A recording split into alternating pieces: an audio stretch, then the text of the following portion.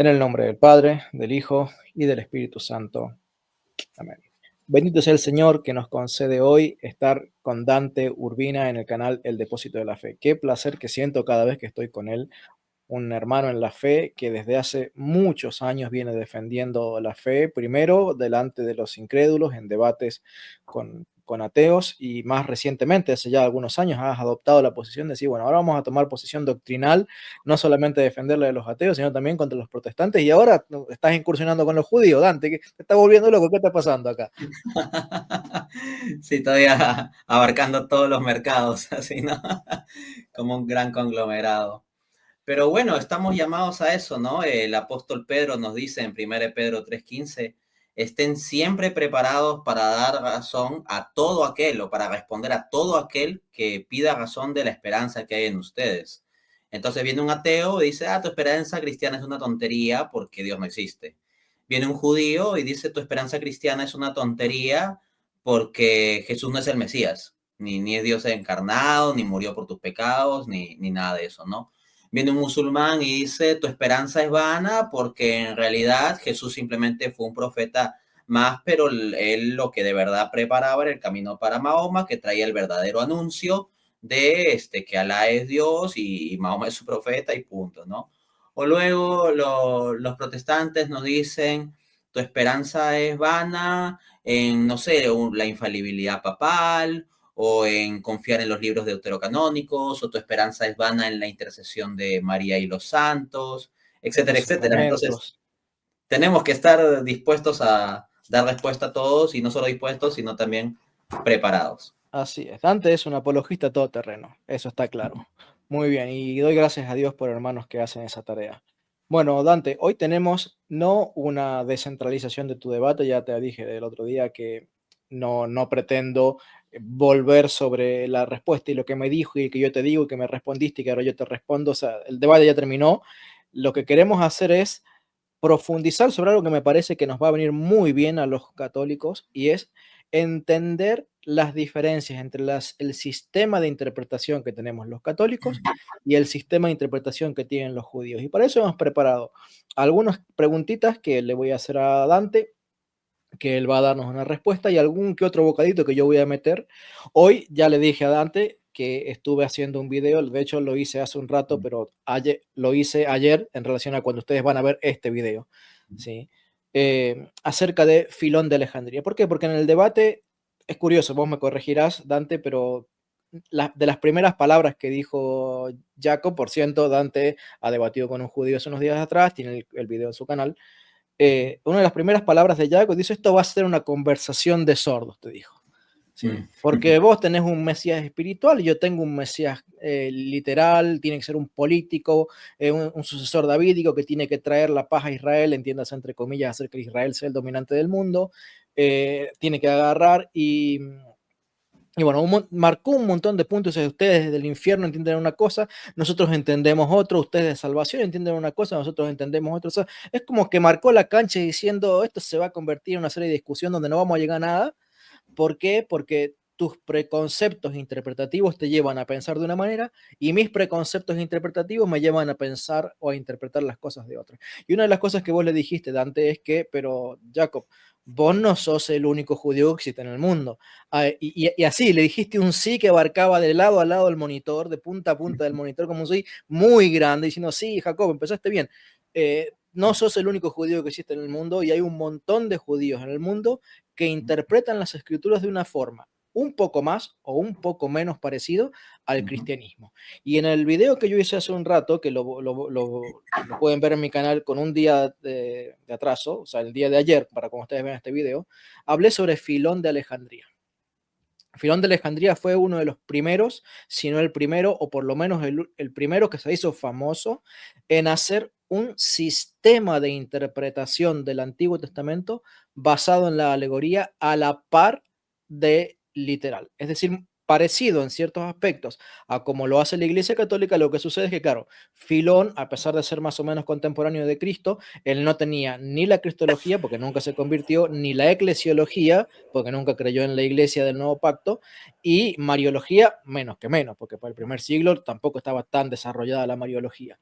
Pero lo cierto es que él sí entiende que hay un sentido espiritual detrás del sentido literal y lo aplica mayormente lo que nosotros haríamos como sentido moral. Según el Catecismo de Juan Pablo II, numeral 115, 16 y 17, la escritura tiene un sentido literal y un sentido espiritual. Y el sentido espiritual tiene a su vez un sentido moral o puede ser un sentido alegórico y un sentido anagógico. Bueno, este señor, Filón de Alejandría, teólogo y filósofo judío practicante, muy importante eso, judío practicante, él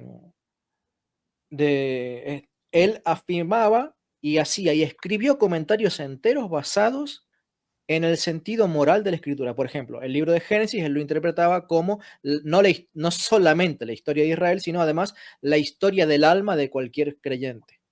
¿Sí? Y él agarraba y empezaba a ver en la serpiente a un reflejo de las pasiones que luchaban contra el alma. Y te empiezan a sonar cosas muy parecidas a las del cristianismo. Y él empieza a hablar del logos. Y empieza a decir que el logos es el primogénito de la creación y que la creación fue hecha por medio del logos. Y vos decís, pará, después vas a San Pablo en escritos inspirados de Colosenses capítulo 1 a decir exactamente lo mismo que dijo Filón de Alejandría. O sea, y claro, Filón de Alejandría no es muy conocido entre el círculo judío, porque el círculo judío se aferra mucho a lo que fueron las enseñanzas de Palestina, más estrictamente hablando de lo que es Jerusalén. Pero como te contaba fuera de cámara, resulta que cuando aparece el apóstol San Pedro y predica su primer sermón allí en Pentecostés, y su segundo sermón, Hechos capítulo 2 y Hechos capítulo 3, lo hace delante de judíos que no son procedentes solamente de Jerusalén, sino de todo el mundo. Y, oh, sorpresa, para más de un judío y tal vez para más de un protestante, empieza a predicar basado en la interpretación alegórica de salmos, interpretación alegórica de los profetas, interpretación alegórica del Pentateuco. Y uno dice, ¿cómo es eso? Pero si nadie cree entre los judíos en la interpretación alegórica, ¿cómo es que se convierten los judíos por miles? Ah, pará, es que Jacob, es que no estás solo, no sos el único judío. Había judíos que interpretaban la Biblia de forma alegórica, no solamente de forma literal. Y había gente que creía en un Mesías que sería profeta, que sería sacerdote, que sería rey. Y cuando les empezaron a mostrar, basado en el sistema interpretativo literal y alegórico, que el Mesías debía de morir y resucitar al tercer día, le creyeron porque no eran literalistas. Y aquí entonces empezamos a abrir el abanico y es donde nos empezamos a apoyar en el conocimiento que ha adquirido Dante de todas estas líneas interpretativas que tenían los judíos y le vamos a pedir a él que especifique un poquito más sobre ese tema. Dante, ¿por qué Jacob específicamente creía meramente en un Mesías davídico, político, terrenal? Y a pesar de que él mencionó que decía que tenía que ser profeta y que tenía que ser un sacerdote, parece que no le dieron importancia a esos aspectos de la profecía de Cristo.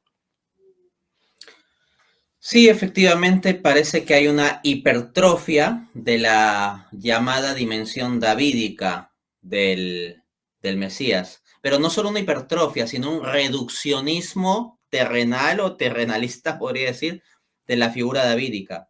Porque nosotros los cristianos no negamos el carácter davídico de Cristo o el carácter de Cristo como rey. Por ejemplo, cuando el ángel en Lucas del 32 al 30, Lucas 1 del 32 al 33 anuncia a María sobre Cristo, dice, y su reino será por siempre. Entonces pensamos en Cristo en términos de rey. El Evangelio de Mateo, o sea, el capítulo 1 del Nuevo Testamento, comienza presentando a Cristo por la línea davídica. Sin embargo, reducir lo davídico del Mesías a simplemente ser algo político, militar, nacionalista, terrenal, es eso, es un reduccionismo. Y lo que nosotros tenemos es que en los propios judíos del siglo I había una amplitud.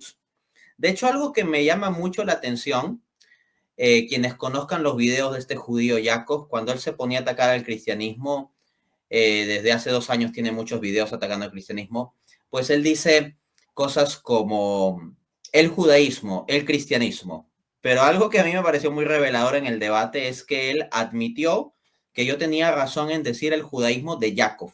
Yo inicié el debate así, diciendo el judaísmo de Jacob. Es Es decir, es un tipo de interpretación particular ahora en el siglo XXI, o sea, más de 20 siglos alejado de la época de Cristo. Y por otra parte, está la cuestión de que él también admitió que había judaísmos, que había una diversidad en el judaísmo. Entonces, sobre la figura del Mesías, hay grupos que ciertamente tenían esta expectativa muy exacerbada de un Mesías político, militar, terrenal y que básicamente se quedaba en ese nivel o era principalmente eso, como lo encontramos en los celotes, el grupo de los celotes, que era un grupo de judíos que buscaba la rebelión contra el Imperio Romano. Entre los fariseos, Judas, si no me equivoco, era celote, y cuando entra Jesucristo triunfante en Jerusalén y se empieza a enterar de que Jesucristo lo iban a traicionar y de que no estaba poniéndose en contra de los gobernantes, él dice, este no es el Mesías, y por eso lo traiciona, claro, porque era... el pensamiento celote de simplemente buscar un Mesías que resuelva las cosas a un nivel puramente terrenal, es ese, ¿no? Y justo me has hecho recordar, y acá conecto, no lo había notado antes esto, del capítulo 8 o 7 u 8 de Juan, depende cómo lo asignan, el pasaje, no, perdón, no es el pasaje de la adúltera, perdón, es el pasaje de la mujer de mala vida que lava los pies a Jesús con un aceite muy caro y con Sí. sus lágrimas, ¿no? Entonces, ese ungir a Jesús como pues un hombre santo, como especial, como profeta y todo eso. Y se dice que la crítica de Judas Iscariote es, oye, pero eso podríamos haberlo vendido y con el dinero que recaudábamos lo dábamos a los pobres. Y luego apunta el evangelista que Judas decía esto no porque le importasen los pobres, sino porque él llevaba la bolsa de dinero y de ahí tomaba, ¿no? El punto es que, más allá de ese detalle, la perspectiva de decir simplemente esto lo vendemos para ayudar a los pobres, simplemente una solución así de dar pan, dar dinero, cuando Cristo por otra parte habla del pan bajado del cielo en Juan capítulo 6, de un pan celestial y todo eso. Y resulta que en las expectativas mesiánicas está que el Mesías traería un nuevo maná, pero acá simplemente se busca el pan material, ¿no? Y el propio Jesús decía, ¿no? O sea, ustedes me buscan porque yo les he dado de comer. Entonces, Y se ciertamente saciaron. la expectativa de un Mesías que traiga una solución simplemente material, política, económica, existía en los judíos del siglo I, eso no lo estoy negando. Y que esa expectativa era extendida y mayoritaria se ve en los propios evangelios. Sin embargo, no era la única expectativa. En primera instancia, por ejemplo, los saduceos, en cierto modo podría decirse que ni tenían expectativa mesiánica, porque ellos estaban muy cómodos con la situación de la opresión romana, porque ellos se habían aliado a esa opresión y no veían necesidad de un Mesías liberador. Ellos ya estaban bien ahí. En el caso de los celotes, como digo, era muy exacerbado esta idea de un Mesías militar guerrero que venga a dirigir la rebelión. Por otra parte, en cuanto a los fariseos, uno encuentra que hay diversas concepciones dentro del mundo fariseo. Ciertamente está la noción de este Mesías del perfil político, militar, nacionalista, etcétera, pero no es tan reduccionista como los judíos rabínicos lo presentan hoy en día. En el mundo fariseo la concepción era un poquito más amplia. Hay que entender que en gran parte los judíos rabínicos, con lo cual me referiría principalmente a los judíos luego de la destrucción del segundo templo, aunque las raíces de esto se hallan desde antes, heredan principalmente la tradición de los fariseos. Pero ya en un contexto post-cristiano y anticristiano van a buscar distanciarse bastante, diferenciarse respecto a la propuesta cristiana. En cambio, en el mundo fariseo, precristiano, hay cosas que conectan mejor con el cristianismo y otras cosas que se alejan un poco más. Hay una pluralidad incluso en la concepción del Mesías. Y por otra parte, y acá viene algo bien interesante, es lo que ha significado una revolución en los estudios bíblicos. El descubrimiento de los rollos del Mar Muerto ya hace unas varias décadas.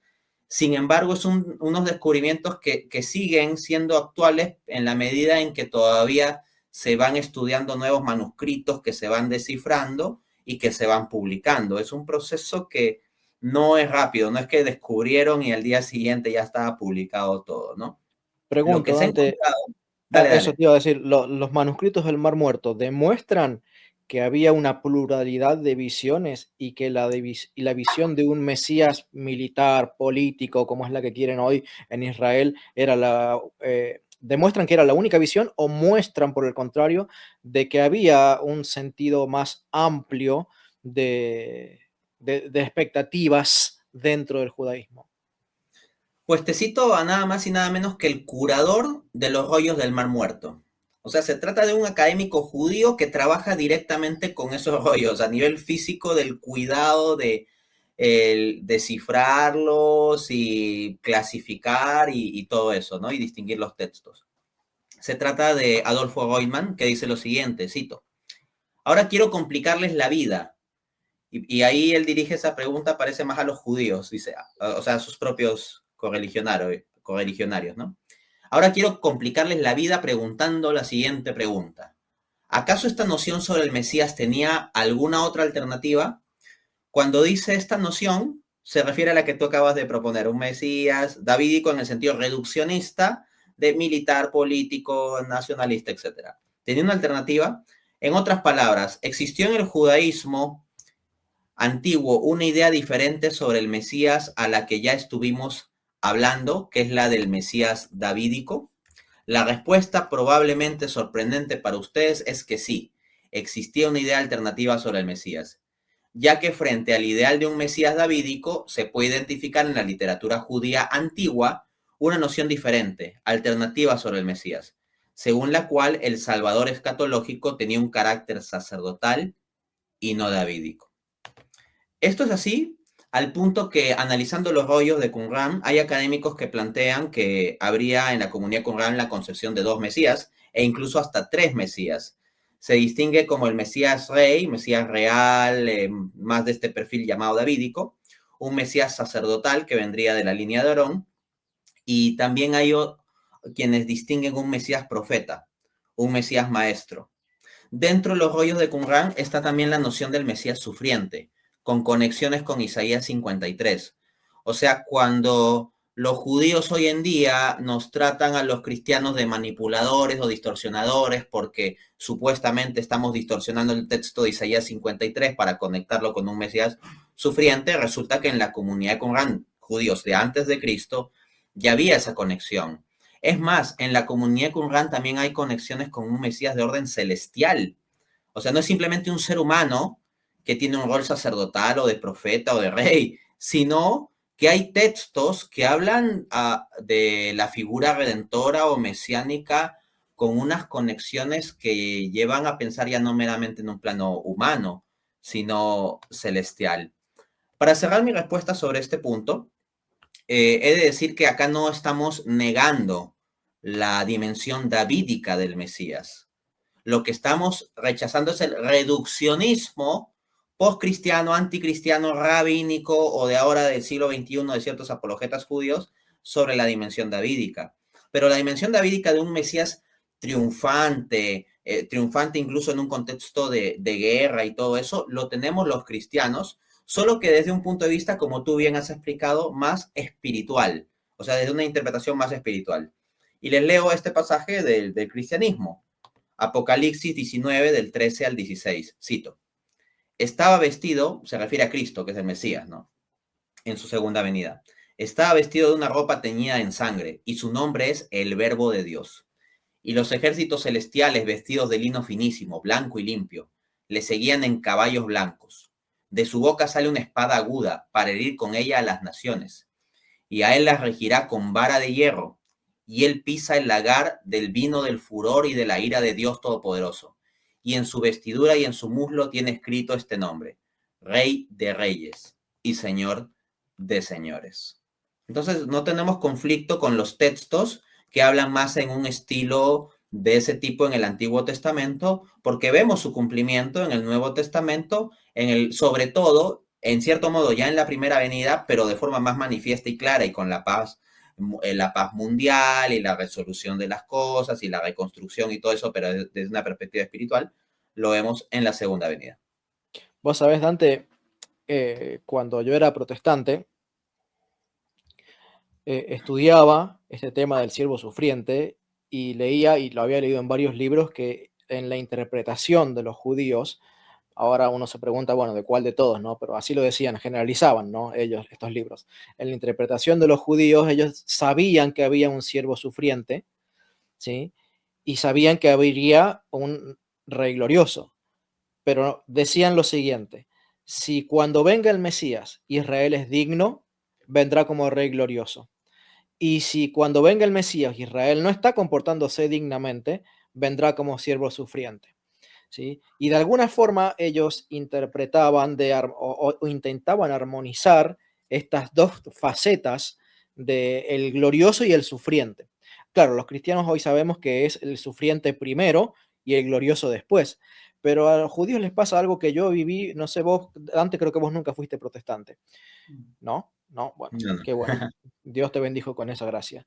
Pero yo tuve la desdicha de haber pasado por el protestantismo durante muchos años y haber sufrido la fragmentación teológica que hacen, no solamente en los grupos, sino dentro de la teología, cómo fragmentan a las cosas llamándolas de múltiples maneras. Tenés, por ejemplo, las coronas del cristiano. No son coronas, es la corona, pero tiene múltiples nombres. ¿Sí? Y los protestantes lo que hacían era agarrar y decir, bueno, está la corona de vida, sí, esto, la corona de la gloria, sí, esto, otro, y tenían coronas como si hubiera algunos creyentes que llevaran un cofre con 5 coronas a su casa, otros con 7, otros con 2, otros con ninguna y otros con una. ¿Sí? ¿Y por qué la fragmentaban a la corona? Por lo menos los de mi grupo protestante, porque había algunas coronas que demostraban que esa corona, que la salvación se obtenía por obras. Entonces vos no podías juntar todas las coronas en una sola, porque había una corona que le dolía mucho a Lutero, que demostraba que era la corona que se ganaba por fidelidad. Entonces, si la corona era la que se daba al llegar al cielo y todas las coronas eran la misma, entonces esa corona implicaba, entre otras cosas, la fidelidad y la obediencia. Entonces, ¿qué hicieron? La solución de los protestantes fue separarlo en múltiples coronas. Si vos fuiste fiel, te toca esta. Si vos amaste a Jesucristo, te toca esta otra corona. Y los judíos hacen lo mismo con la venida. Sí. Exactamente lo mismo. Y en vez de Multiplican los agarrar mesías. ¿cómo? Multiplican los mesías. Así como Multiplican los se mesías, multiplican las eh, coronas.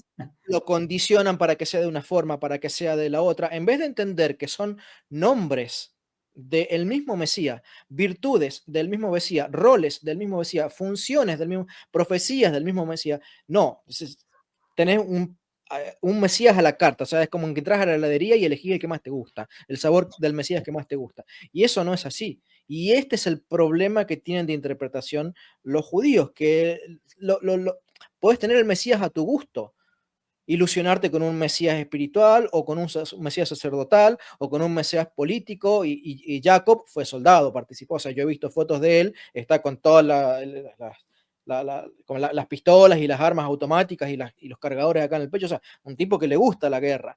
Entonces, no me extraña que él sea de los que, alineados con un segmento del judaísmo, quiere, al igual que, como bien dijiste, este grupo de ¿cómo se llama el que perteneció a Judas? Que se me fue el nombre ahora, Los celotes. los celotes, ¿sí? Quieran imponer por la espada, por una rebelión, por eso el gran héroe de ellos es el Simón Bar Kokhba, Marcos, que, sí. Bar Kokhba que mencionó, y también otros más. ¿Por qué? Porque se imaginan que simplemente tiene que ser el que les libere de Roma. Hoy no hay ninguna Roma, hoy la liberación a la que ellos les llaman es la dominación, ya no es liberación, es dominación. ¿Sí? Es liberación de todos sus enemigos, es convertir a Jerusalén en el centro del mundo, y los católicos sabemos quién lo va a hacer. No vamos a entrar mucho en detalle sobre eso, pero sabemos de quién está profetizando, de aquel que dijo, de que dijo el Señor Jesucristo: ustedes no creen en mí, pero recibirán a aquel que venga en su propio nombre. ¿Sí? Recibirán a aquel a quien venga en su propio nombre. Y buscaban eso, van a tener su Mesías, que les va a durar 3 años y medio. Les va a durar 3 años y medio, porque dice el libro de Apocalipsis, se le concedió dominio sobre toda la tierra, lengua, pueblo, tribu y nación durante 3 años y medio. Ese es el Mesías que buscan, lo van a tener, pero lástima que Cristo en persona lo va a aniquilar. Así que, segunda pregunta, Dante. Esas citas del Apocalipsis, ¿por qué tienen que interpretarse literal o por qué tienen que interpretarse espiritualmente? ¿Hablan sobre el Mesías? ¿Bajo qué supuestos los judíos están asumiendo? Obvio, ellos no creen en el, no creen en el libro de Apocalipsis, pero el libro de Apocalipsis es un rejunte de Isaías, de Jeremías, de Ezequiel y de muchos profetas menores también, y de Daniel, ¿sí? Entonces, al hablar del libro de Apocalipsis no estamos hablando de un escrito cristiano, estamos hablando de un libro que compagina las profecías del Antiguo Testamento judíos, ¿sí? Exacto. Entonces, ¿cómo se tienen que interpretar? ¿Cómo lo interpretan ellos? Pues bien, la pregunta es quiénes son ellos. Si hablamos de los judíos, rabínicos, poscristianos, anticristianos, especialmente ahora en el siglo XXI, con todos unos siglos de apologética anticristiana, pues como que se van varios mucho a un método histórico crítico muy reduccionista. Entonces, claro, desde esa perspectiva, todos los cumplimientos de profecías de Isaías, de Jeremías, del Mesías restaurando, reconstruyendo y la paz, todo tiene que ser una estructura política que se pueda ver y tocar en el plano de este mundo, todo muy terrenal, bajo ese literalismo. Pero la pregunta es, ¿cómo pensaban los judíos del siglo I? Si los judíos del siglo I entendían la exégesis bíblica de ese modo tan reduccionista, que más parece echar mano de pensadores de la alta crítica, que varios de ellos son agnósticos, ateos o tendientes a esas líneas, o influidos por ese tipo de líneas, que al pensamiento judío del siglo I. Al respecto, Michael Brown, en su libro Answering Jewish Objections to Jesus, Baker Books, Grand Rapids 2007, volumen 4, en respuesta a la objeción 5.1, dice: la interpretación judía y el uso de la escritura en los primeros 5 siglos fue mucho más flexible que nuestro enfoque histórico-gramatical actual. Los versículos del Tanaj podían citarse a muchos niveles y para propósitos diferentes. Freno la cita ahí. Eso de distintos niveles, el moral, el espiritual, el alegórico, el tipológico, lo prefigurativo, lo literal, lo histórico, no necesariamente son excluyentes entre sí, se pueden citar a distintos niveles. Eso no es algo solamente que hacemos los cristianos. Tú sabes muy bien con los padres de la iglesia que en los padres de la iglesia se reflejan toda esa riqueza de De interpretación. hecho, todos esos sentidos no son excluyentes, sino confluyentes. Todos confluyen en Cristo.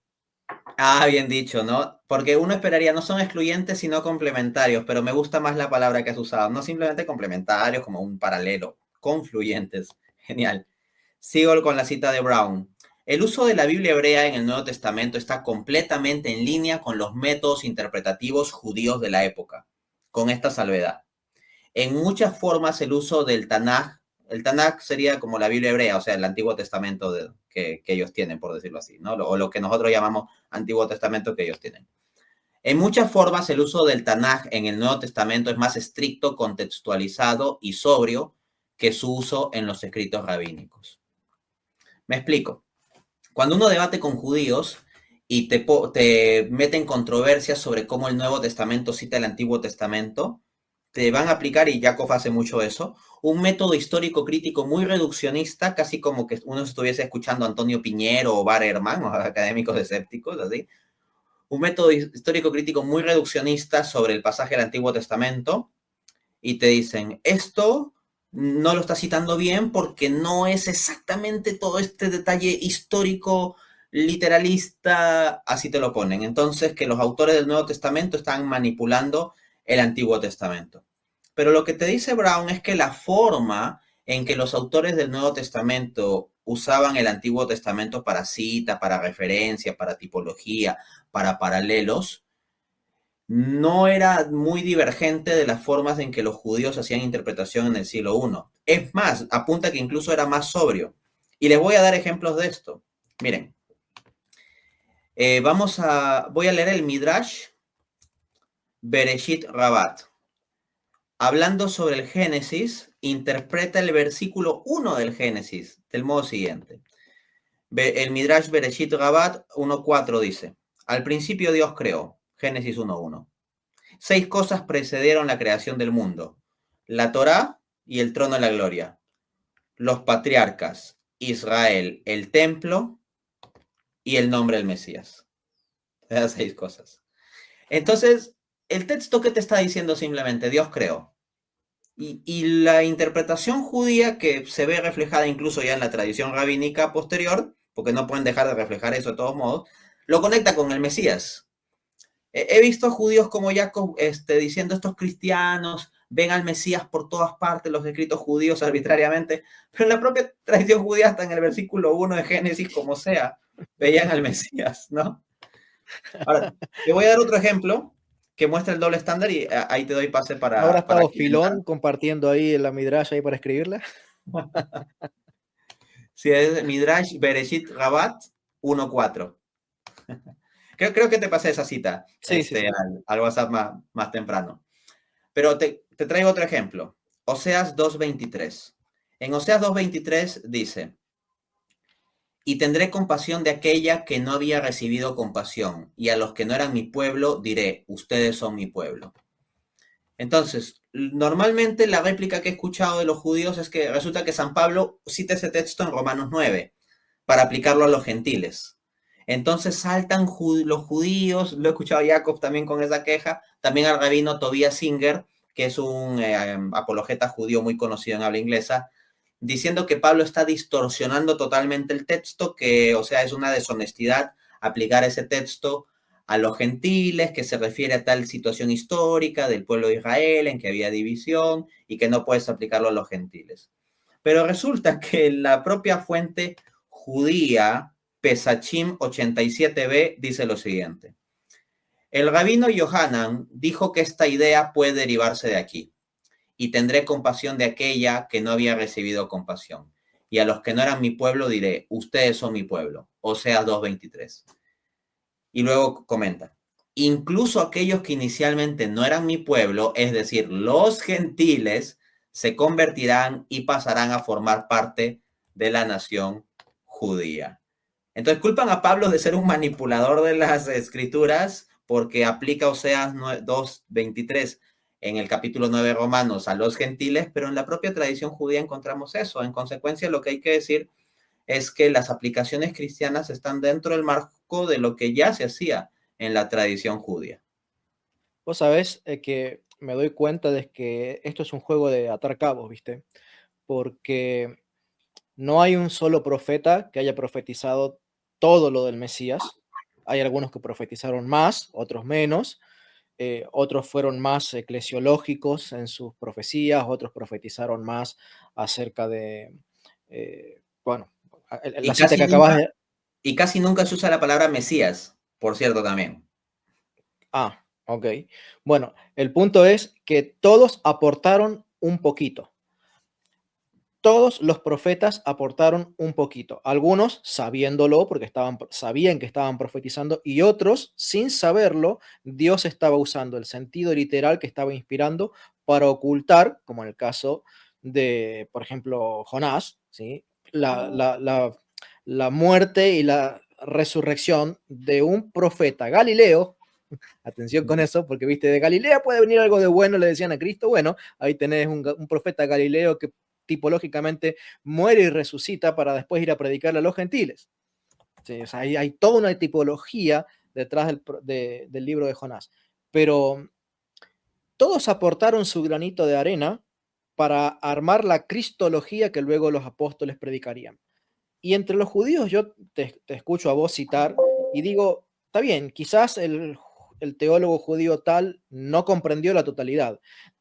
El judío teólogo tal otro tampoco comprendió la totalidad, pero cuando vos empezás a atar los cabos, por eso digo, esto se trata de atar los cabos, ves que pasa algo similar como entre los profetas. O sea, todos los grandes teólogos judíos en algún aspecto han acertado y han dicho lo mismo que enseña el cristianismo. Si vos los empezaras a atar, podrías armar, y vos que ya tenés conocimiento, quizás podrías hacer un video de eso, me encantaría a mí poder escucharlo, pero vos podrías agarrar y decir, bueno, mira, vamos a ver que con intención o sin intención, tarde o temprano, los grandes filósofos y los grandes intérpretes y rabinos del judaísmo han dicho lo que ha dicho el catolicismo. Es solo cuestión de atar cabos. ¿Sí? Y vas a tener profetas, vas a tener rabinos que en algún momento dijeron que Cristo tenía que morir, otros que tuvieron que tenía que ser sacerdote, otros que va a ser de alguna característica espiritual, y están dispersos. pero hay que atar los cabos. Pues te Una tengo una pregunta. buena noticia. Ese Sí, programa Dante. que dices que te gustaría ver, lo voy a realizar junto con mi amiga Cruz Iniesta del canal La Plenitud de la Fe en un en vivo en mi canal este jueves 25 de septiembre. Me Con voy a esa anotar. idea. Me voy Jueves a anotar. 25 de septiembre, sí, sí, vamos a hacer un programa. Me voy a anotar. Bueno, el punto es entonces, si hay tantas líneas interpretativas y si hay opiniones dispares que a veces sueltan algunos destellos interpretativos alineados con la interpretación eh, cristiana. ¿Qué es lo que creían los judíos del siglo primero? ¿Por qué algunos más alegóricos, otros más literalistas? ¿Qué creían los judíos del siglo primero respecto de esas líneas interpretativas? No había una definición, o sea, que cerrase el asunto, a decir verdad. Había, como el propio Jacob admitió, judaísmos. Tenías la secta de Qumran, que daba mucho pie a la interpretación más espiritual, celestial, alegórica. Los saduceos se cerraban simplemente en la Torá y eran muy pegados a la letra. Sí, eran extremadamente pegados y rechazaban demás cosas. En el caso de los fariseos está como un poco intermedio el asunto. Tienes también pues judíos muy relacionados con la filosofía griega, como Filón de Alejandría, en la línea helenista, que se puede ver también en ciertos escritos judíos realizados en Egipto en el siglo I antes de Cristo. Entonces uno encuentra que no había una dogmatización de decir que necesariamente esta tal o cual es la única línea interpretativa posible, ¿no? Entonces, como bien se ha notado, dentro de eso se van soltando distintas piezas que permiten confluir en la visión cristiana. De hecho, mira, esta cita cuadra muy bien con lo que acabas de mencionar, con lo que has notado. Eso mismo que has notado lo reconoce un académico judío, Mitchell Kogan, PhD por la Syracuse University. En su libro Opening the Covenant, A Jewish Theology of Christianity, Oxford University Press, Oxford 2008, página 102, dice: si consideramos la secta nazarena, más tarde el cristianismo, como uno de los judaísmos del primer siglo, y de qué otra manera podríamos verlo, debemos concluir que este grupo de judíos tenía tanto derecho como cualquier otro a desarrollar su propia y única concepción del Mesías. Y era única como lo eran todas, pero solo en el sentido de que combinaba de manera distinta los elementos de la especulación mesiánica judía que habían estado circulando durante siglos. O sea, esa figura que tú dices de agarrar las piecitas y juntarlas y que te dé el mosaico cristiano, por decirlo así, pues Michel Kogan dice que sí, que así sería. Qué bueno. ¿Y por qué entonces me tendría que quedar con la línea interpretativa cristiana? ¿Qué elementos a nuestro favor tenemos? Ah, hay dos grandes elementos a favor que tiene la línea interpretativa cristiana, porque hasta ahora quien haya seguido el video, pues podría decir, bueno, no están hablando de muchas líneas interpretativas, está bien, el cristianismo podría, o la línea cristiana podría ser viable dentro de los judaísmos del siglo I, pero ¿por qué no nos quedamos con la farisea, o la de los esenios, o la de los celotes, o la de los saduceos? Entonces, al final todo queda como un mar de interpretaciones. Bueno, hay un pequeño detallito epistémico y un gigante detalle ontológico, fáctico, que muestra que la interpretación cristiana es más razonable. Vamos Ok, al pero pequeño Dante, detalle. calculo que no, hoy en el video que hice del sobre Filón, me di cuenta de que había muchos en el auditorio que no sabían lo que era una alegoría y muchos otros que no sabían lo que era la diáspora judía. Me imagino que no todos entonces hoy en el video sabrán lo que es epistemológico y lo que es ontológico. Please, comenzá por ahí. Ok, vamos primero con el pequeño detallito epistemológico. Epistemológico se refiere al conocimiento. Entonces, en términos de razonamiento, de conocimiento, hay un principio que se conoce como la navaja de Occam, que no viene exactamente de Occam, viene desde antes, traza sus orígenes incluso en Aristóteles. Pero ese principio básicamente dice que si de dos explicaciones, tú tienes que preferir aquella que menos multiplique la cantidad de entes explicativos. Puede sonar un poco abstracto, pero vamos a ver con el caso concreto del Mesías y van a ver que es fácil. ¿Qué es más razonable frente a la pluralidad de dimensiones del Mesías en las Escrituras? judías. Hablar de 80 Mesías, si es que hay 80 dimensiones, o hablar de un Mesías que integra este conjunto de dimensiones, lo cual implicará que hay ciertas cosas que habrá que interpretar de modo alegórico o espiritual, o que este Mesías también podrá tal vez cumplir unas cosas en una avenida y las otras en otra avenida, porque pensar que los haga todas en una sola paquete no es muy compatible. Por ejemplo, ser como cordero llevado al matadero, Isaías 53:7, no cuadra mucho también con esas profecías de El triunfará. león triunfante. ¿Es cordero o es Exacto, león? eso, ¿no? El cordero león, bien dicho. Entonces, esa es la dificultad, ¿no? Y vimos que en Qumran los académicos ubican que habían hasta tres mesías. Entonces yo me digo, en lugar de estar multiplicando los mesías, ¿no sería más razonable, más parsimonioso tener un solo mesías que integra las dimensiones y que puede tener dos venidas? Esa es la solución cristiana. Y que esto es, pues, algo que suena en principio más razonable, es algo que se puede defender del siguiente modo. A ver, déjenme ubicarles la cita aquí.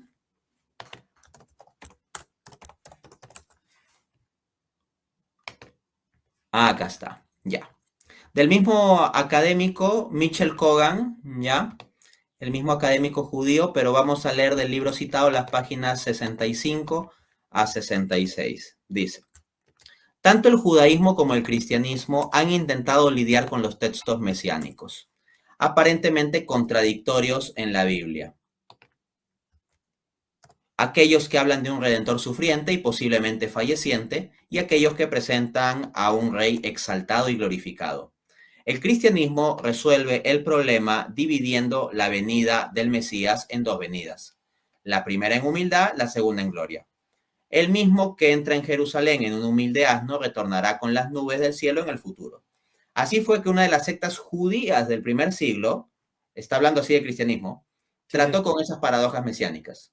Los escritos judíos posteriores expresan otra solución. Y luego agrega, y con signo de admiración pone, lo que el cristianismo consiguió con dos venidas de un solo Mesías, los escritores judíos posteriores lo consiguieron con dos Mesías. Entonces, por un pequeño detallito epistémico, como que suena más razonable un Mesías con dos venidas en lugar de que me traigas dos Mesías, más aún cuando las escrituras judías nos hablan de un Mesías. Pero ahora voy con la bomba fáctica, con esto voy a cerrar la respuesta, pero es un cierre fuerte. Sí, tienes la línea de interpretación judía, como la que defiende Jacob, que es una entre tantas, y tenemos como posible línea de interpretación judía, según, no sé, Mitchell Kogan, judío, la línea de interpretación cristiana. ¿Cómo nos decantamos? Pues hay una pequeña ventaja que tenemos los cristianos. Tenemos un Mesías resucitado. Durante el debate hubo una incapacidad absoluta de la otra parte de afrontar el argumento histórico para la resurrección, construido desde el método de los hechos mínimos con el enfoque de las tres pruebas. Entonces, si simplemente el cristianismo fuese una especulación mesiánica, sería especulación estilo cristiana versus especulación rabínica, por decirlo así, y ambos dentro del marco de las posibilidades del judaísmo. Pero si tú tienes que históricamente hubo un hombre que proclamó ese tipo de visión mesiánica como la cristiana, que se proclamó a sí mismo el Mesías y que murió y resucitó de entre los muertos, y se puede fundamentar históricamente o defender históricamente su resurrección como hecho histórico o como evento real de la historia, entonces tenemos que ya no es simplemente una lucha de interpretación versus interpretación, sino que hay una línea interpretativa que tiene un correlato fáctico, o sea, un hecho, el Cristo resucitado. Y en vista del Cristo resucitado, lo demás queda pues como poca cosa. Me imagino que entre los judíos no debe haber muchos que crean que debía ser requisito que el judío resucitara, siendo que no son muchos tampoco los que creían que Jesucristo debía, que el Mesías debía morir.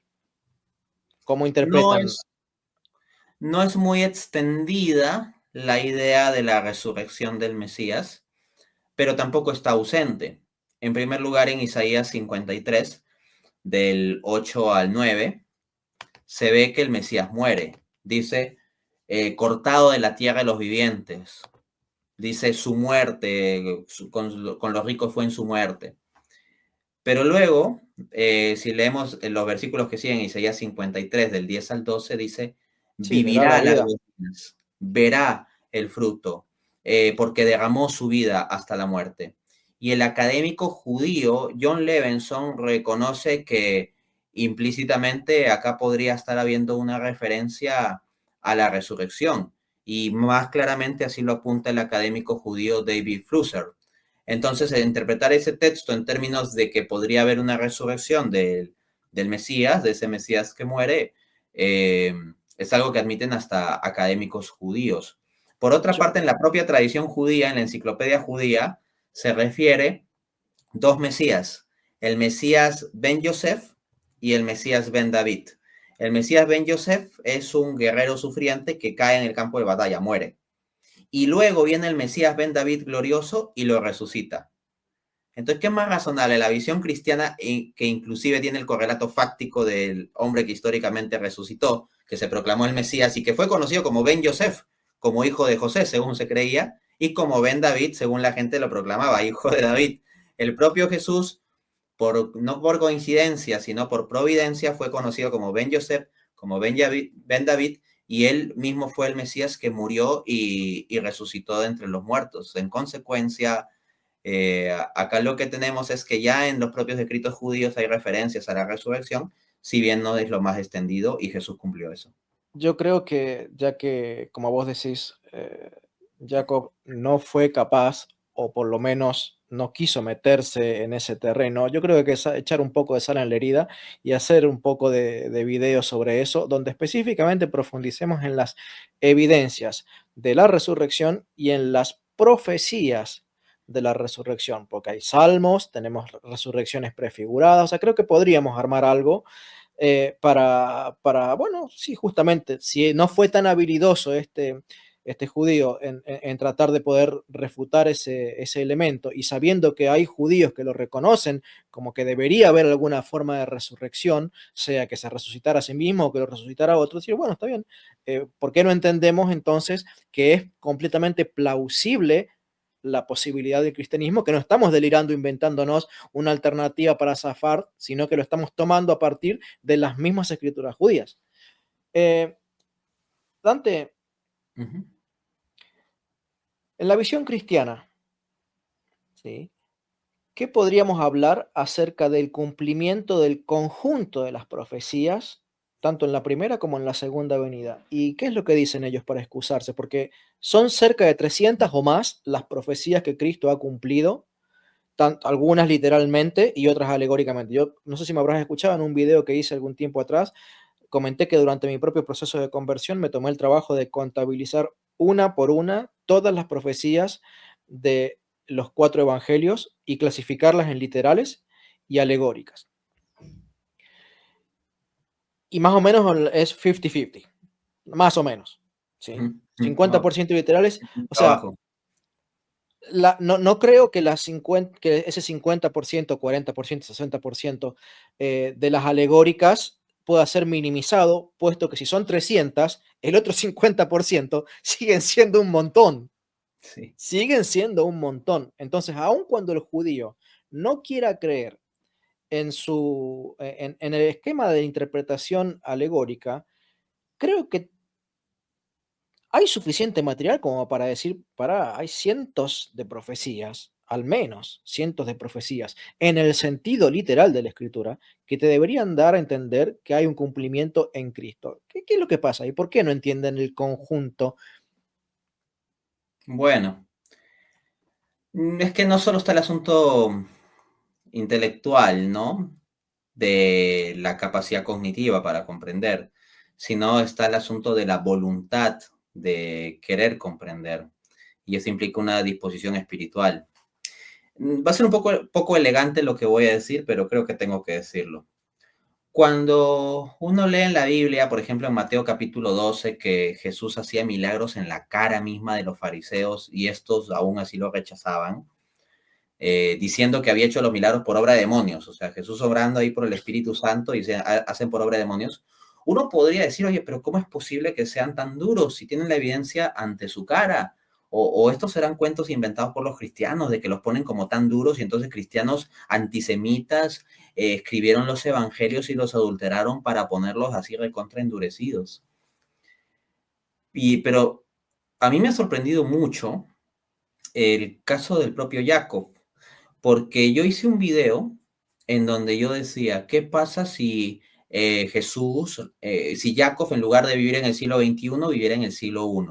Y Jesús resucita, sale de la tumba, resulta que Jesús ya venía predicando una concepción mesiánica distinta a la de Jacob, sale de la tumba y se le presenta a Jacob, y yo decía, pues entonces, o sea, lo que tendría que hacer Jacob frente a eso sería decir, oye, mi concepción mesiánica nacionalista, reduccionista, hiperpolitizada está aberrada, porque vamos, este hombre que se proclamó a sí mismo el Mesías ha resucitado entre los muertos y solamente Dios puede resucitar, porque así lo establece el Talmud de Jerusalén, en Sanedrín 10.2 dice, solamente el Altísimo puede resucitar a los muertos. Entonces, no es como hacer un show de luces que lo puede hacer cualquiera, es una obra de Dios.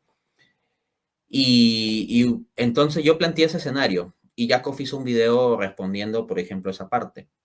Y a mí me sorprendió su respuesta. Lo que él dijo es que si él se sitúa en ese escenario hipotético, lo que él haría sería ir a la Torá y ver que si Jesús no cumplió los requisitos que dice la Torá, simplemente lo rechaza. Entonces hasta Mesías resucitado en su cara puede presentársele y aún así lo Pero rechazaría, entonces, ¿no? ¿cuáles son las que según Jacob son las que no cumplió? No haber liberado a Roma, no haber liberado todavía de Roma. Claro, o sea, lo que Jesús en ese contexto tendría que haber hecho, poniéndonos en el caso del siglo I, tendría que haber liberado a los judíos de la opresión romana de una forma militar y establecer un reino terrenal, con el templo y en Jerusalén y el pueblo y todo eso, ¿no? El problema es que más bien Daniel 9:26 dice que cuando venga el Mesías será cortado, que Rashi identifica la palabra cortado con asesinado, y luego será destruido el templo. Entonces no te dicen, vendrá el Mesías y luego paz y amor y Jerusalén por encima de todo terrenalmente y La someter todo. famosa profecía de las 70 semanas, por si alguien quiere investigarla, la Exacto. famosa profecía de las 70 semanas. Exactamente. Entonces sucede que si Jesús no es el Mesías, ya nadie puede serlo, porque el segundo templo ya fue destruido y nadie apareció. Pero ahora, yendo a la cuestión que me planteaba sobre las dos venidas, ¿no? Judíos pensarán que puede ser como una excusa o como un comodín, en vista de que Jesús no cumplió todas las profecías que dice en el Antiguo Testamento, porque, por ejemplo, no hay paz universal acá en el mundo, no es que se hayan acabado las guerras, pero Isaías capítulo 2 te dice que se acabarán las guerras y habrá paz y todo eso, entonces Jesús no puede ser el Mesías porque no se cumplió esa parte. Lo que respondemos los cristianos es que Jesús ha cumplido claramente profecías mesiánicas de forma muy contundente en su primera venida y que eso es base suficiente, especialmente por su resurrección, por lo que ya cumplió resucitando, para confiar en que terminará de cerrar esto en la segunda venida. Pero se puede pensar que es un comodín gratuito, simplemente, pero resulta que les voy a mostrar evidencia judía de las dos venidas del Mesías. Para ser concreto, en el Talmud babilónico, Sanedrín 98a, tenemos el pasaje que ya Leonardo había hecho referencia. Dice, si la gente de Israel es justa, el Mesías vendrá en las nubes del cielo. Si no lo es, vendrá como un hombre pobre montando un asno. El punto es que el Mesías vendrá de las nubes del cielo, sobre las nubes del cielo te lo dice Daniel 7:13. El Hijo del Hombre, que se identifica con la figura mesiánica según reconoce hasta el mayor intérprete judío Rashi. Dice, este Hijo del Hombre, este es el Mesías. Pero a su vez Zacarías 9:9 te dice que vendrá, o sea, sentado sobre un pollino. Entonces yo me pregunto, pensemos en el principio de no contradicción. ¿Va a venir el Mesías sobre las nubes o sobre un pollino? Sobre un hijo de asna. ¿Sobre cuál de los dos? No me vengan con que va a venir sobre un pollino que está encima de una nube y ahí va a venir, ¿no? Y Ya bueno, serían capaces. Pero el punto es que ambas escrituras se tienen que cumplir, no solo una, las dos, porque las dos son profecías reales. Y no se pueden cumplir las dos a la vez para que el Mesías venga. Entonces tendrá que tener dos venidas para que se cumplan las profecías. Entonces lo que el Talmud intenta condicionar de, bueno, si esto se cumple esta profecía y si esto otro, entonces se cumple la otra. Los cristianos decimos no, se cumplen las dos, solo que en dos venidas. Vamos a otro texto, este de Michael Cogan, de que el cristianismo consiguió con una sola venida, entonces, lo que el judaísmo posterior, perdón, que el cristianismo consiguió con un solo Mesías en dos venidas, lo que el judaísmo posterior trató de conseguir en dos Mesías, pues se ve claro, ¿no? Hay también un escritor judío, se llama Ishtak Shapira, tiene un libro titulado El regreso del marrano kosher, Ministerios Abad Ami Editorial, publicado en Fort Worth 2016. En las páginas 12 a 13 dice, en su libro Osarot Aharit Hayamin, que habla de los acontecimientos del final de los tiempos desde una perspectiva ortodoxa, el rabino Yehuda Han-Yong explica que de acuerdo con los secretos de la Torá hay un príncipe de los cielos y su nombre es Yasidel. Luego agrega, el rabino hace este increíble comentario. Este particular príncipe es el fiscal de Israel y en el futuro Dios lo hará regresar. Y luego comenta Ishtak Shapira. Y ya que habrá de regresar, la implicación es que él estuvo aquí antes. Algunos dentro de la fe judía rechazan la idea de que el mismo Mesías aparecerá dos veces. Sin embargo, aquí mismo en los escritos de nuestros rabinos judíos está claro que existe la expectativa de un príncipe que regresa. Entonces no es una idea absolutamente exógena. No voy a decir que esté totalmente explicitada en el judaísmo, pero tenemos elementos para colegirla razonablemente, las dos venidas. Muy, muy, muy bueno, Dante. Ahora, ¿cuáles serían los peligros en los que se podría caer si simplemente lleváramos este reduccionismo de considerarlo meramente un político, un gobernante que tiene que colocar a Israel como cabeza y no como cola? Porque hay una profecía. Dice, si ustedes se portan bien, serán cola. Si si ustedes se portan mal, serán cola de las naciones. Si ustedes se portan bien, serán cabeza de las naciones. ¿Cuáles serían los peligros de agarrar y llevar al extremismo o este reduccionismo? De agarrar y decir, bueno, el Mesías simplemente tiene que ser un servidor de los objetivos políticos y militares de Israel en relación al mundo. Y traer esta famosa frase de paz y seguridad que tanto persiguen. Sí, paz y seguridad, ¿no? Bien, se pueden terminar legitimando muchas injusticias, ¿no? No voy a entrar a comentarios geopolíticos sobre la situación del Estado de Israel, pero me limito a apuntar, y a buen entendedor pocas palabras, que una concepción de un Mesías político a este nivel militar, terrenal, etcétera, puede hacer que en nombre de esa esperanza se terminen legitimando o al menos soslayando muchas injusticias. Pero fuera de ese detalle, tenemos la cuestión de que el Mesías tiene que instaurar el reino de Dios. Pero concebir el reino de Dios desde esa perspectiva tan reduccionista, casi materialista, pues no es obligatorio dentro de la amplitud del judaísmo. Puede ser que hoy en día ciertos apologetas judíos o cierta línea de judaísmo rabínico, sionista y todo eso enfaticen mucho eso. Pero si nos vamos a la pluralidad del judaísmo temprano, nos encontramos que hay muchas concepciones sobre el reino de Dios y no solo algo tan hiperpolitizado o hasta casi materialista. El académico Michael Bird, de hecho, ha hecho un estudio de las concepciones sobre el reino de Dios en el judaísmo, el segundo templo, y ¿sabes qué? Ha hallado 9 concepciones posibles.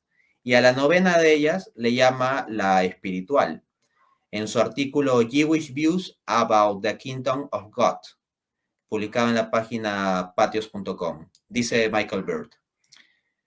9. Espiritual. En escritos rabínicos posteriores, las connotaciones sociopolíticas del reino se sustituyen por horizontes éticos, de modo que el reino de los cielos podría equipararse con la aceptación del yugo de la Torá y su confesión de la unicidad de Dios.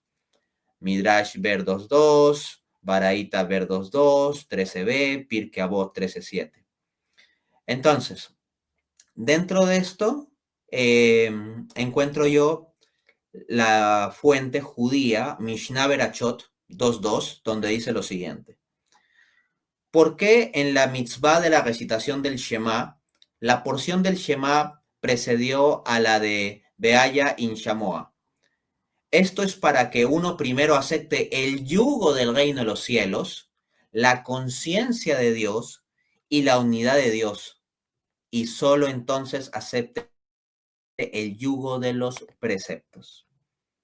Entonces el reino de los ¿Podrías cielos repetirlo? está Porque siendo... justo se cortó y creo que en una parte importante no se te entendió. Ok, en la fuente Mishnah Berachot 2.2, la frase clave es esta. Esto es para que uno primero acepte el yugo del reino de los cielos, la conciencia de Dios y la unidad de Dios. Y solo entonces acepte el yugo de los preceptos. Entonces el reino de Dios, el término reino de Dios en este escrito judío, no está siendo reducido o visto primariamente como una realidad político-militar o de ver o tocar, sino de cumplimiento ético de preceptos y conciencia de Dios. Es más una realidad ético-espiritual o vinculada a lo ético-espiritual. Asimismo, nosotros tenemos que en el siglo I los judíos estaban en una situación sociopolítica en donde estaban oprimidos por la invasión romana. De hecho, el propio Jacob tiene un video, yo ya lo he mostrado, donde reconoce que en gran parte esta expectativa de lo que él llama Mesías davídico es una reacción del pueblo judío frente a su situación sociopolítica de la opresión romana. Pero si esto es así, ya ese es un origen humanamente explicable por la sociología, la historia, etcétera, ¿no? Por ciencias sociales humanas y ya, no necesariamente por revelación sobrenatural. Y uno dirá, no, pero es que hay estos pasajes que hablan así, asá, de que tiene que venir esto militar y nacionalista y no sé cuántos. Oye, pero hay la imposibilidad de entenderlo de forma más espiritual también. Así que ese tipo de alegoría ya hemos demostrado, o perdón, ese tipo de interpretación tan literalista, ya hemos demostrado que no tiene por qué ser una imposición absoluta y que no era normalmente el modo judío de interpretación en la antigüedad. Pero ahora hagamos el paralelo. En el siglo I tenían esa situación de la opresión romana. Ahora en el siglo XXI, con Estado de Israel, en el contexto de guerras y toda la movida geopolítica, pues también se exacerbaría la concepción reduccionista de un Mesías simplemente como un liberador político. Y quiero presentar dos citas y con eso cierro mi parte aquí, ¿no? Dice Candice Lucey en su artículo Why was the Messiah expected to free Israel from Rome? En la página christianity.com dice, los judíos se enfocaron en la opresión inherente a sus circunstancias presentes. Todo lo que podían imaginar durante el régimen romano era que un gran rey guerrero surgiría. El propósito de Dios no era salvar a su nación para que pudieran desobedecerle nuevamente y caer en la esclavitud una vez más. Quería que fueran salvos para siempre de su mayor enemigo, el pecado. Antes de cruzar el Mar Rojo, donde Dios aplastó a los enemigos de Israel, el Señor ordenó a los judíos pintar sangre de cordero en las puertas de sus casas, para que el ángel de la muerte no se llevara a los hijos primogénitos. El propósito del Mesías está presagiado en la Pascua, convertirse en ofrenda de sangre por nuestra transgresión. Entonces, un aspecto que fue muy rápidamente apuntado por Jacob en el debate fue la cuestión de la salvación. Y decía, para nosotros los judíos la salvación es simplemente un asunto de liberación nacional. Y yo le repliqué en el turno siguiente con Salmo 119, 18. No. Este no es el texto. Espera, déjame un segundo. Acá lo tengo. Salmo 138, perdón. Salmo 138 dice, Dios salvará a Israel de todos sus pecados. Entonces la salvación no se reduce meramente a ser la liberación nacional. Y lo que está diciendo esta autora cristiana en su reflexión es, los judíos se enfocaron mucho por su situación sociopolítica en un liberador puramente político cuando el principal enemigo es el pecado. Así, por ejemplo, los judíos salieron de Egipto, de la opresión de Egipto, pero seguían en el pecado. La liberación tiene que ser el problema más profundo. Última cita de Les Crawford en el artículo The Messiah Who Was Israel Expecting. En la página foy.org dice, al elegir a Barrabás, la multitud demostró claramente que esperaban un líder que desafiara la autoridad romana. Véase Mateo 27, del 15 al 21 y Marcos 15, 7. La no resistencia de Jesús contradijo sus expectativas sobre el Mesías y los convenció de que él no era el prometido en el Antiguo Testamento. Sin embargo, lo opuesto era verdad. Jesús cumplió las muchas profecías del Mesías como el siervo sufriente, y su trato cruel por parte de los líderes judíos y la autoridad romana fue de acuerdo con el plan redentor de Dios. O sea, como cordero llevado al matadero. Isaías 53, 7. Bueno, mientras me leías ese salmo, digo, ¿dónde estará ese pasaje? Justamente era ese que estaba buscando en mi cabeza, pero encontré otro también, porque justamente estaba pensando esto mientras hablaba. Digo, ¿qué va a pasar cuando se les muere el Mesías? Porque nosotros los cristianos tenemos un Mesías eterno.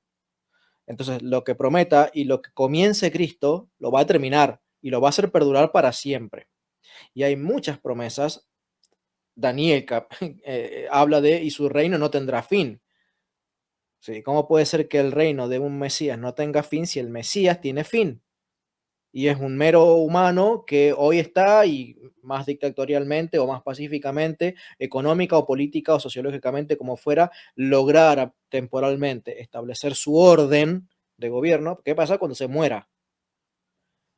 Porque justamente dice Jeremías 33:8, dice, y limpiaré de toda su maldad con que pecaron contra mí, y perdonaré todos sus pecados con que contra mí pecaron, y que contra mí se rebelaron. ¿Sí? Y dice el versículo 7, y haré volver a los cautivos de Judá y a los cautivos de Israel, y los restableceré como al principio. Ahora, hay un propósito de limpiar los pecados. Ya leímos Isaías 53, el salmo que acabas de leer vos, Jeremías 33, 7 y 8, dice que este Mesías, que el propósito de Dios es reunirlos, perdonarles los pecados, pero ¿hasta cuándo? ¿Hasta que vuelvan a pecar y todo vuelva a ser igual? O sea, ¿cuántas veces hubo estos Mesías en potencia, pequeñitos, temporales, prefigurativos, que liberaron temporalmente un poquitito, pero el pecado volvió y volvió a resurgir y volvió a aparecer? Entonces, ¿cuándo se cumpliría la esperanza judía que tiene que ver con la liberación de los pecados? Porque hay promesa de liberación de los pecados, no de los romanos. Jeremías no sabía nada de los romanos porque los romanos ni siquiera existían todavía. Y él habla de la liberación de los pecados. Y los pecados no son como los gobiernos de este mundo que van y vienen, y hoy están los romanos, mañana los norteamericanos, después los rusos, después los chinos y después los persas. O sea, no son que van y vienen, el pecado está siempre. Algo tiene que hacer Dios en su reino para librarnos del pecado una vez y para siempre, algo tiene que cambiarlo, y tiene que cambiarlo y poder sostenerlo de una vez y para siempre, lo cual exige un Mesías eterno, que es el Mesías cristiano. Y con eso los dejamos pensando. Dante, Amén. estoy enormemente, enormemente agradecido por el tiempo que has estado aquí. Como te digo, buscaremos en la ocasión para poder hablar de esto que dijimos, de demostrarles la resurrección. Voy a estar ahí en el vivo con la fe, ¿cómo se llama? La plenitud de La la fe, plenitud de la fe.